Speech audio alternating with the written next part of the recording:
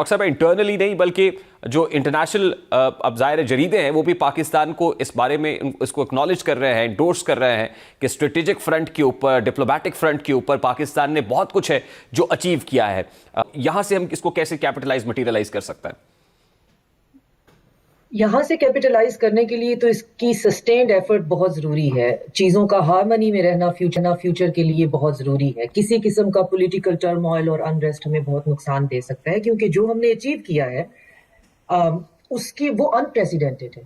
اس پہ ایک رپورٹ نہیں، دو رپورٹ نہیں، ویسٹرن میڈیا جو ہے وہ لگاتار اس کے بارے میں لکھ رہا ہے. اور وہ لکھ کیوں رہے ہیں؟ پوائنٹ یہ ہے کہ کیا لکھ رہے ہیں اور وہ کیا ہے جو ہم نے اچیو کیا ہے، جس کو وہ بھی اس پہ ریسرچ کر رہے ہیں اور سمجھنا چاہ رہے ہیں، سمجھانا چاہ رہے ہیں.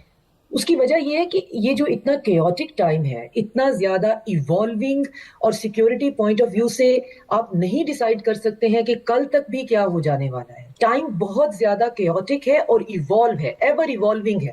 اس میں پرانی دوستیاں، پرانے تعلقات جو ہیں وہ آزمائے جا رہے ہیں. نئے دوست بنانے جو ہیں اس میں تشویش کا آپ کو سامنا کرنا پڑ سکتا ہے. آپ امریکہ اور یورپ کو دیکھ لیں، ان کے درمیان اتنی شدید دراڑ آ گئی ہے. کبھی کسی زمانے میں ہم انہیں براڈر ویسٹ کہا کرتے تھے، ان کو ڈیفرینشیٹ ہی نہیں کرتے تھے. چیزیں بہت ایوالو ہو رہی ہیں. اس ایور ایوالونگ سچویشن میں آپ یا تو ایک پرانا منترا لے کے چل سکتے ہیں نان الائنمنٹ کا، کہ ہم جہاں بیٹھے ہوئے ہیں ہم نان الائنمنٹ سے چلیں گے.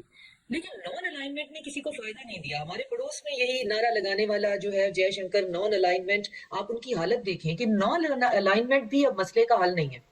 تو پاکستان نے خاص طور پہ پھر کیا یہ ہے کہ ہم نے ملٹی الائنمنٹ کی طرف گئے، اور ہمارا یہ جو ڈپلومیٹک ایک ہم نے چیز انٹروڈیوس کرائی ہے، ملٹی الائنمنٹ، اور پھر ملٹی لیئرڈ الائنمنٹ میں جو سکسیسفل ہم نے حاصل کی ہے، جو سکسیسفل پالیسی ہماری رہی ہے، لوگ اس کو دیکھنا چاہ رہے ہیں کہ یہ پاسبل ہے. اس سے پہلے یہ نہیں تھا. آپ دوستوں کے دوست تھے، آپ بلاک میں بٹے ہوئے تھے.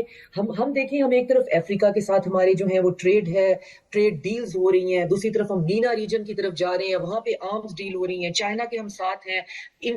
جو یو ایس ہے وہ ہماری تعریفیں کرتا نہیں تھکتا ہے.